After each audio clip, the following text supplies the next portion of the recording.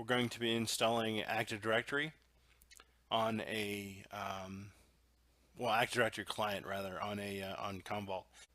We're going to click on Tools, Add Remove Programs, Install Software, the wizard, of course, the wonderful wizard. Next. We're going to do Windows because it's Active Directory. We're going to do manual select, import from Active Directory.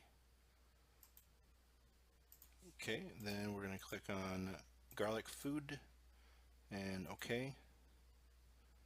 Wait for it to propagate and get the.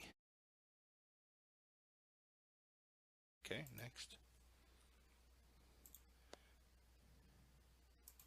And we're going to click on the Active Directory application. That's what we're going to load, by the way.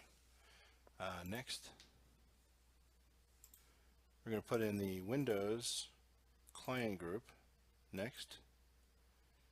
And we're going to leave that, because we're not going to change it. We're just going to leave it like it is. Next. Leave that default. Next. Next. There's no firewall now, by the way, so we disable that. So we're gonna uncheck that this time and push next. Run it immediately, and then everything is the same, except for the exception of the firewall and all that. Then we're gonna click on Finish. Client status. Okay, good, awesome.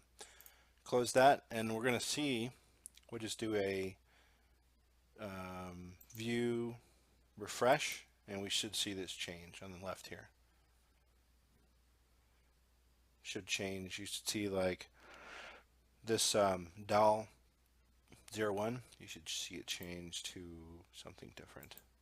Should say Active Directory or whatever.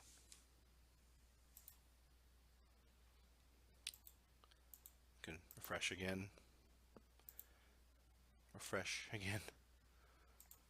As you can see now, the Active Directory service has been installed.